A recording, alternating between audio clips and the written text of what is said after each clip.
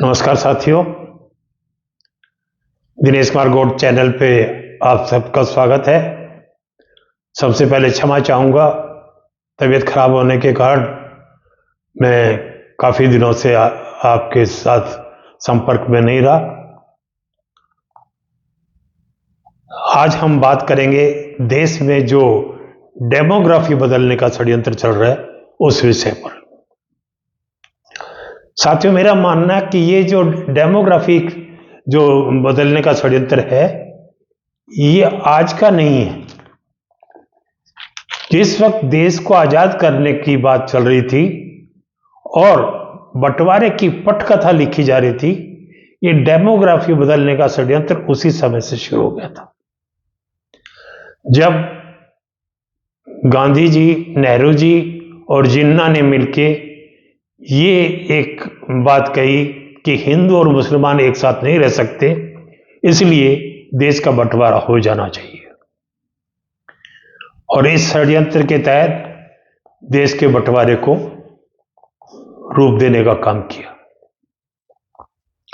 जिन्ना, अंबेडकर साहब और कुछ लोगों के बीच जब देश के बंटवारे के बारे में बात चल रही थी तो इस सिद्धांत पे बात चली कि बंटवारे के समय जनसंख्या के आधार पर जमीन का आदान प्रदान होगा और जनसंख्या का जो है 100% आदान प्रदान होगा, यानी 100% मुसलमान जो है वो पाकिस्तान जाएंगे और हिंदुस्तान के अंदर हिंदू आएंगे। और उसी के हिसाब से, जैसे मैंने कहा, जमीन का बंटवारा हुआ, अन्य जो संसाधन थे, असेट्स थे, उनके बंटवारे की बात हुई। लेकिन गांधी जी और नेहरू जी ने इस सिद्धांत को पलट दिया और 100% जो जनसंख्या का आदान प्रदान होना था उसको रोका और उन्होंने जो है हिंदू और मुस्लिम दोनों को जो है हिंदुस्तान में रहने के लिए समर्थन किया। इसमें दो सबसे बड़ी भूलें हुई। अगर आपका जो तर्क बंटवारे के लिए था कि हिंदू और मुसलमान एक नहीं रह सकते, अगर आप उससे सहमत नहीं थे और कहते हो कि हिंदू और मुसलमान एक साथ रह सकते हैं, तो बंटवारे को क्यों नहीं रोक दिया गया? और दूसरा, अगर बंटवारा किया था तो फिर उस सिद्धांत के तहत 100% जो है जनसंख्या का जो है आदान प्रदान होना चाहिए था। लेकिन जैसा मैंने कहा, यह एक बहुत बड़ा षड्यंत्र था। मैं अपने एक अंक में कह चुका हूं कि नेहरू जी जो है उन्होंने हिंदुस्तान को इतना बड़ा घाव दिया जो बाबर और उनके वंशज नहीं दे सके। हिंदुस्तान को गजवाए हिंद की तरफ ले जाने की कोशिश करने वाला कोई शख्स था तो वो गांधी और नेहरू जी, ये दोनों लोग थे।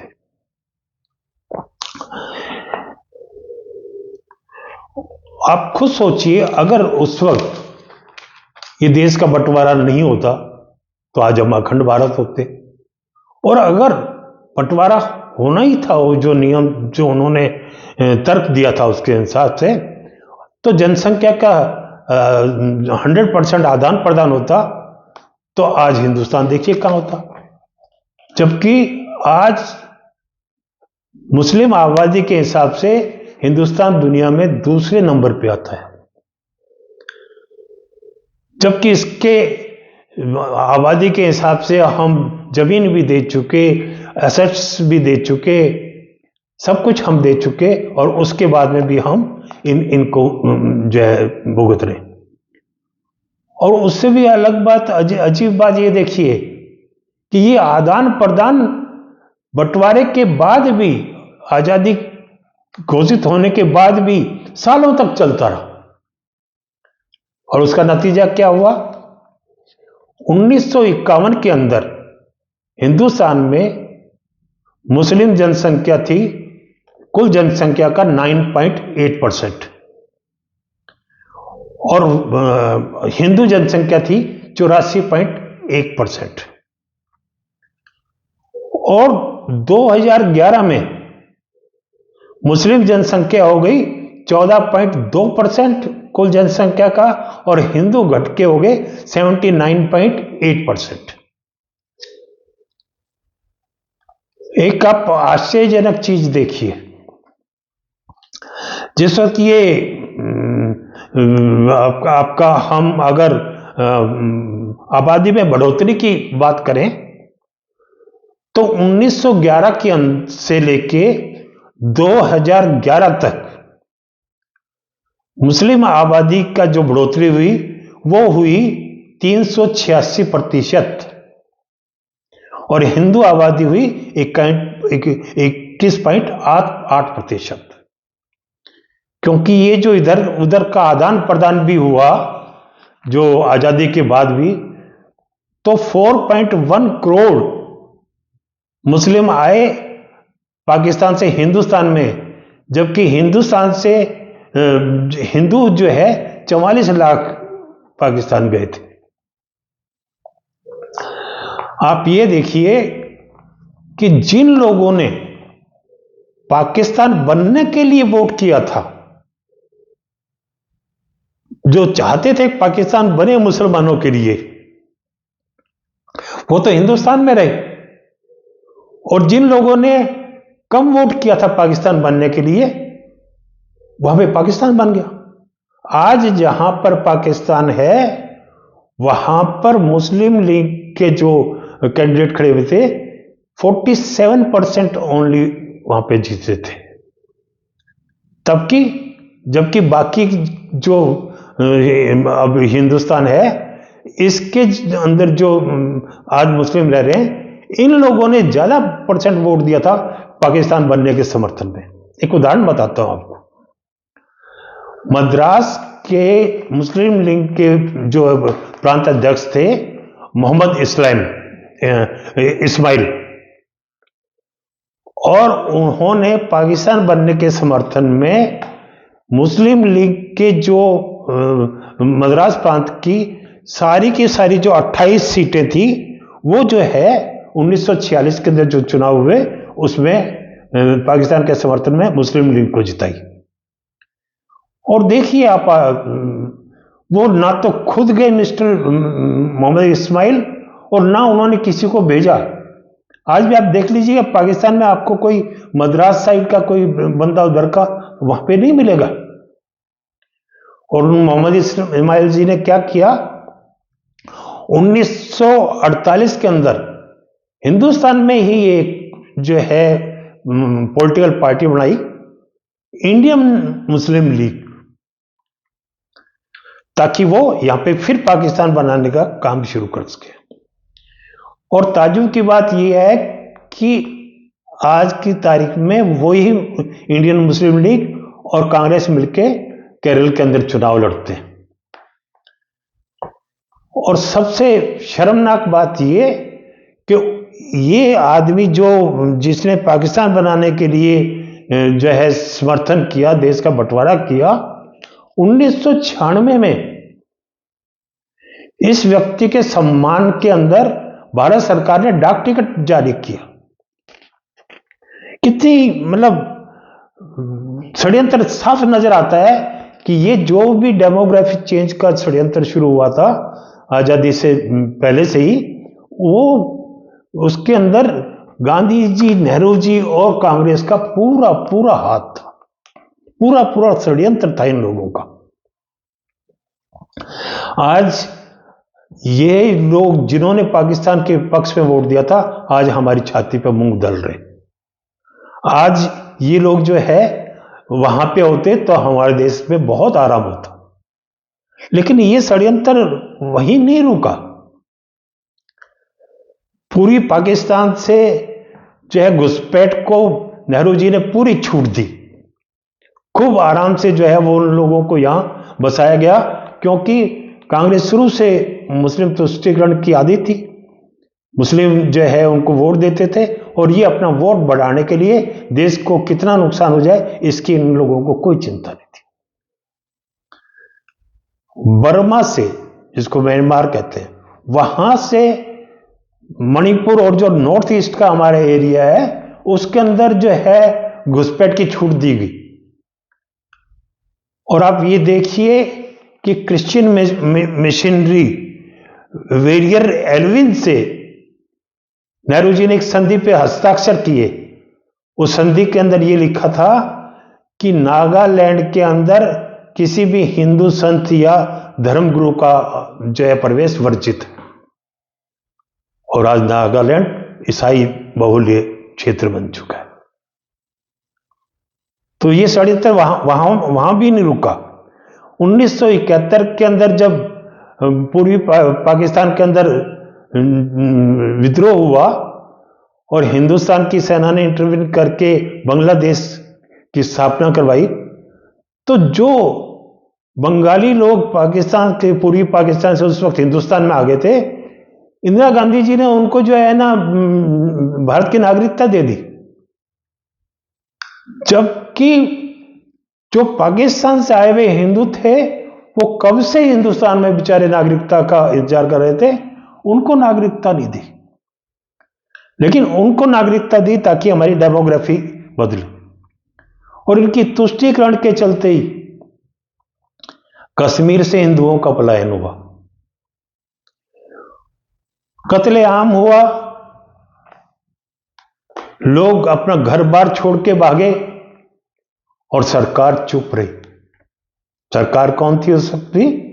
केंद्र में कांग्रेस, और कश्मीर में भी उसकी समर्थित सरकार। इसी तरह से जगह जगह जो है हमारे हिंदुओं का पलायन करने का षड्यंत्र चलता रहा। एक नारा चला था, हम दो हमारे दो, जनसंख्या नियंत्रण का। अच्छा नारा था, लेकिन हुआ क्या? उसको जिस ठोस रूप से जो लागू करना चाहिए था वो नहीं किया। हिंदुओं ने तो सरकार की बात को मानते हुए हम दो हमारे दो पे जो है का समर्थन किया और उसको अडॉप्ट किया। यहां तक कि अपने बच्चों के अच्छे भविष्य के लिए कईयों ने तो एक ही बच्चा पैदा किया ताकि वो उनको अच्छी शिक्षा देश की उन्नति में योगदान दे। और दूसरी तरफ जो ये विधर्मी लोग थे, ये इनका एक ही वो था, खूब बच्चे पैदा करो ताकि आने वाले टाइम में वोट के माध्यम से इस हिंदुस्तान के ऊपर वो लोग कब्जा कर ले। तो ये भी एक जो नारा जो था वो हमारे लोगों के लिए बड़ा खतरनाक रहा। और आज के हालात क्या है? लगभग सभी विपक्षी पार्टियां, राजनीतिक दल, इनका सिर्फ एक ही ध्येय है, इनका कोई मैनिफेस्टो नहीं है, इनका सिर्फ एक ध्येय है, मुसलमानों का तुष्टीकरण करो। और मुस्लिम वोट को लेने के लिए ये देश के अंदर घुसपैठ को, चाहे वो बांग्लादेशी हो, चाहे वो रोहिंग्या हो, उनको ना केवल घुसपैठ करवा रहे हैं, उनके फर्जी दस्तावेज बनवाते हैं, वोटर आईडी बनवाते हैं, ताकि राजनीतिक रूप से ये उनका फायदा ले सके। उनके कारण से ये अपना जो है राजनीतिक स्वार्थ पूरा कर सके और सत्ता की प्राप्ति कर सके। और इसमें भी बड़ा षड्यंत्रपूर्ण तरीके से ये उनको जो है बसाने का काम करते हैं। कॉन्स्टिट्यूएंसी वाइज ये ध्यान रखते हैं कि इस तरह से बचाया जाए कि उस क्षेत्र के अंदर हमारा वर्चस्व हो, वहां पे जो है हमारे कैंडिडेट जो है वो ही ज्यादा से ज्यादा जीते। और ये जो आपका डेमोग्राफी चेंज हो रहा, इसके बहुत खतरे हैं। हमारे संसाधनों पे तो उनका कब्जा करते ही हैं हम। देश के अंदर जितने भी अपराध जिस भी किस्म के हों, चाहे वो महिलाओं के साथ अपराध हो, चोरी हो, उपद्रव हो, मादक पदार्थों का तस्करी हो, हथियारों की तस्करी हो, देश के अंदर हिंदू मुस्लिम विरोधी दंगे फैलाने के षड्यंत्र हो, उन सब में ये जो घुसपैठी हैं, ये जो राजनीतिक स्वार्थ सिद्धि करने वाले लोग हैं, उनका हथियार है। और इसके कारण से जो है देश को बहुत बड़ा जो है खतरे के अंदर है आज। और सबसे बड़ा जो आप गौर करेंगे तो ज्यादातर ये लोग रेलवे लाइन के आसपास के जो क्षेत्र हैं या हमारा जो बॉर्डर का एरिया है, उसको धीरे धीरे ये कब्जा कर रहे हैं। वहां पे कब्जा करके वहां पे अपनी बसावट करते हैं, जो कि आने वाले टाइम में बहुत बड़ी घातक हो सकती है। सपोज करिए चाइना से हमारा युद्ध होता है, हमारे यहां से ट्रेन जा रही है मिलिट्री स्पेशल, ये सफोटाइज कर सकते हैं हमारे ट्रैक को। और ये आपने अभी देखा होगा कि इनके अंदर इतनी जलन है कि जो हमारी अच्छी जो ट्रेन्स चली हैं उनको डिरेल करने का, उनको गिराने का काम जो है षड्यंत्र ये लोग करते हैं और पकड़े गए हैं उसके अंदर ये लोग। तो ये जो है ये एक बहुत ही घातक जो है कार्य हो रहा है कि ये ज्यादातर हमारे जो सीमावर्ती जो इलाके हैं या जो सेंसिटिव हमारे इलाके हैं, जैसे रेलवे ट्रैक हुआ, एयरपोर्ट हुआ, मिलिट्री हेडक्वार्टर के आसपास हुआ, ये उन पे जो है अपना कब्जा करने का काम कर रहे हैं। अभी पिछले दिनों आपने देखा होगा जगह जगह मदरसों में, मस्जिदों में नकली नोट छापने का काम किया ताकि ये जो है हमारे देश की अर्थव्यवस्था को चौपट कर सके। पहले नोटबंदी करके उसको रोकने का काम किया था, अब इन्होंने एक तरह से इसको जो है लघु उद्योग के रूप में जो है जगह जगह ये नोट बना के और देश की अर्थव्यवस्था को खत्म करने का काम करते। धार्मिक जुलूस निकले हिंदुओं का, उस पर पथराव करो, उस पे जो है आगजनी करो, देश के अंदर सांप्रदायिक माहौल को खराब करने का काम। तो इसका उपाय क्या है? सबसे पहला उपाय जो है कि हमें सरकार अपनी तरफ से जो भी कर रही है, हमें भी सतर्क होके सरकार को इसके अंदर मॉरल सपोर्ट देने का काम करना चाहिए, आंदोलन चलाना चाहिए इनके विरुद्ध कि ये किसी भी प्रकार के जो है जितने भी घुसपैठी हैं इनको बाहर कीजिए, ये हमारे देश का माहौल खराब करते हैं, हमारे संसाधनों पे इन्होंने कब्जा कर रखा। हमारी आपने देखा होगा अभी झारखंड साइड के अंदर एक षड्यंत्र और चल रहा था, ये वहां की आदिवासी महिलाओं से शादी करके धर्म परिवर्तन करवाते हैं, आबादी बढ़ गई और उस बहाने वहां की जमीन को अपने नाम कर लेते। लैंड जिहाद वक्फ एक्ट बना दिया था नेहरू जी ने, फिर उनके जो वंशज हैं इन्होंने वक्फ बोर्ड बना दिया। और मैं नहीं जाना चाहता उस पर, आपको सबको मैं पहले बता चुका मनमोहन सिंह ने क्या किया और वो सब कुछ।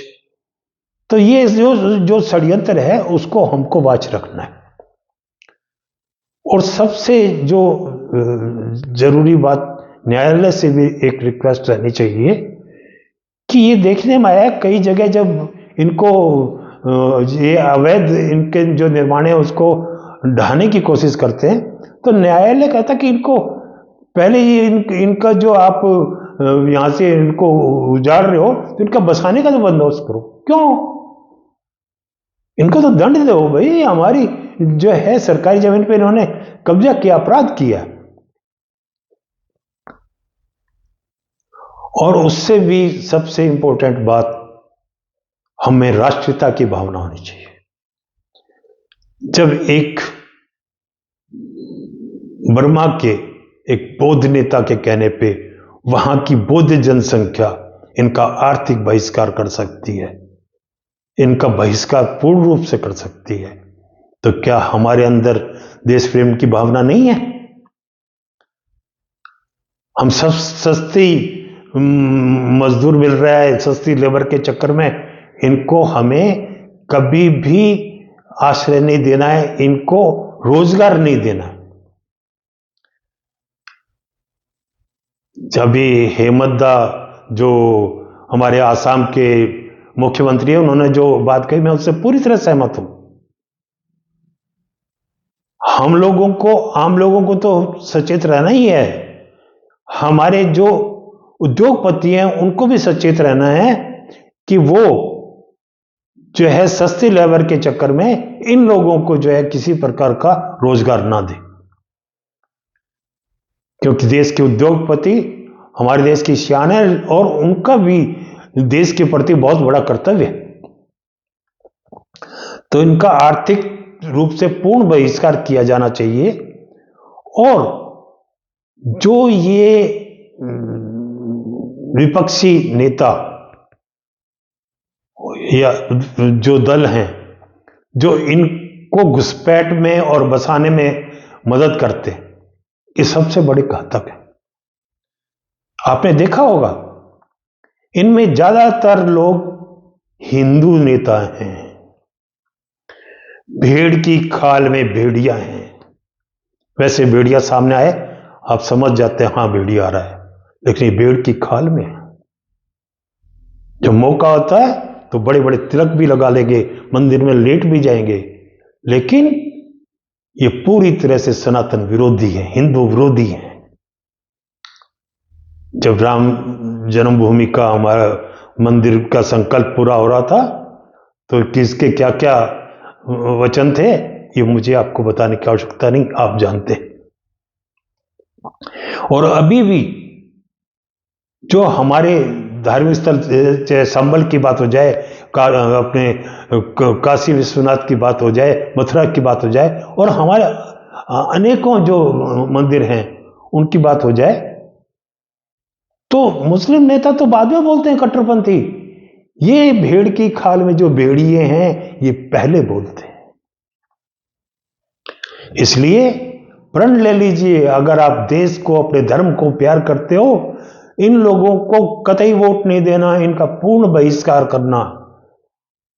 इनकी जो, जैसे मैं कह रहा हूं घुसपैठियों का आर्थिक बहिष्कार कीजिए, वो अपने आप आना छोड़ देंगे जब उनको यहां रोजगार नहीं मिलेगा। तो इसी तरह से इन लोगों को वोट नहीं मिलेगा तो ये अपने आप लेट जाएंगे आपके आगे। जब ये कुछ परसेंट वोटों के लिए मुस्लिमों के आगे बिछे हुए हैं, तो आप तो बहुसंख्यक हैं। आज एकता बनाए रखिए, कोई जात पात नहीं, हम हिंदू हैं, उस पर काम कीजिए। इन्हीं बातों के साथ मेरी बैटरी लगता है डाउन हो रही है। नमस्कार, और आपसे रिक्वेस्ट है मेरे वीडियो को पसंद कीजिएगा। जय हिंद।